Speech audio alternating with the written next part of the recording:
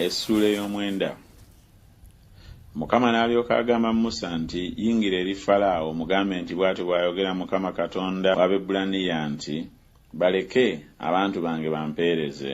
Kubanga bw'onoogaana okubaleka n'oyongera okubakwata, laba omukono gwa Mukama guli ku magana agali mu ttale, ku mbalaasi, ku ndogoyi, ku ŋŋamira, ku nte ne ku ndiga, nsotoka omuzibu ennyo. Era Mukama alyawula amagana g'Abayisirayiri n'amagana ag'e Misiri, so tewalifa n'emu mu ago ag'abaana ba Isirayiri gonna.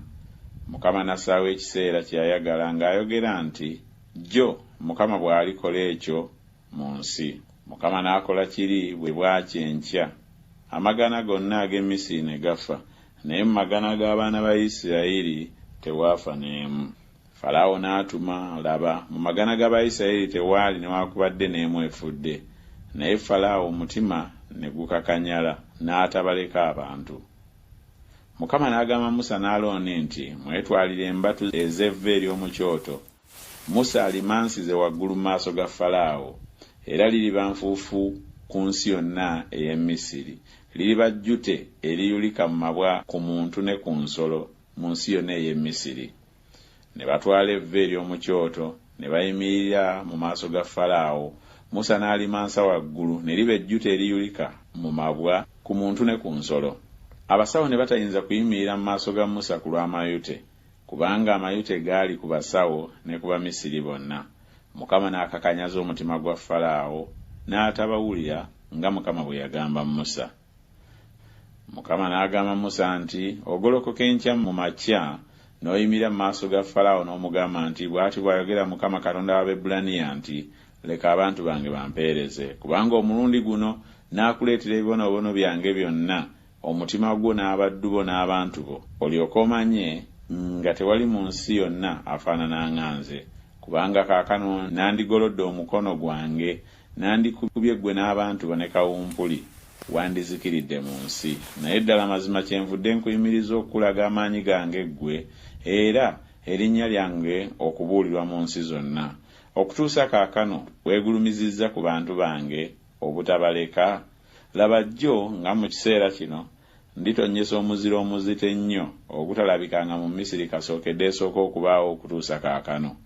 Kale kaakano tuma oyanguye okuyingiza amagana go ne byonna by'olina mu ttale, buli muntu n'ensolo abanaalabika mu ttale abataaleetebwe mu nnyumba, omuzira guli bakuba balifa.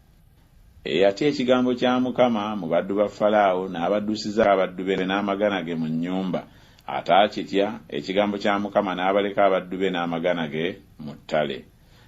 Mukama n'agamba Musa nti goola omukono gwe eri eggulu, omuzira gubeere mu nsi yonna ey'e Misiri, ku muntu ne ku nsolo ne ku muddo gwonna ogw'omu nsuku mu nsi yonna ey'e Misiri. Musa n'agoola omuggo gwe eri eggulu. Mukama n'aleeta okubwatuka n'omuzira, omuliro ne gukka ku nsi. Mukama n'atonnyesa omuzira ku nsi ey'e Misiri. Awo ne waba omuzira n'omuliro ne gwaka wakati w'omuzira, omuzito ennyo ogutabangawo mu nsi yonna ey'e Misiri kasookedde ebeera eggwanga. Omuzira ne gukuba mu nsi yonna ey'e Misiri buli ekyali mu ttale, omuntu era n'ensolo. Omuzira ne gukuba buli muddo ogw'omu nsuku, ne gumenya buli muti ogw'omu nsuku. Mu nsi ey'e Goseni yokka mwe baali abaana ba Isirayiri mwe mutaali muzira. Falaawo n'atuma n'ayita Musa ne Alooni n'abagamba nti nnyonoonye omulundi guno. Mukama ye mutuukirivu, nange n'abantu bange tuli babi. Musabe Mukama, kubanga okubwatuka okw'amaanyi n'omuzira bimmaze, nange ndibaleka muleme okulwawo nate. Musa n'amugamba nti bwe ndimala okuva mu kibuga ne ndyoka mwanjululiza Mukama ebibatu byange, okubwatuka kuliggwaawo, so tewalibeera muzira nate, olyoke omanye ng'ensi ya Mukama. Naye ggwe n'abaddu bo mmanyi nga temulitya kaakano Mukama Katonda. Obugoogwa ne sayiri ne bikubibwa, kubanga sayiri yali etanula okubala n'obugoogwa bwali busansudde.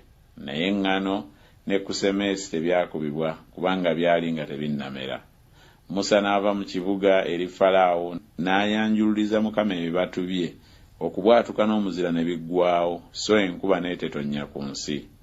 Falaawo bwe yalaba ng'enkuba n'omuzira n'okubwatuka nga biweddewo, ne yeeyongera okwonoona, n'akakanyaza omutima gwe ye n'abaddu be. Falaawo omutima gwe ne gukakanyala n'atabaleka abaana ba Isirayiri nga bwe yayogerera Mukama mu Musa.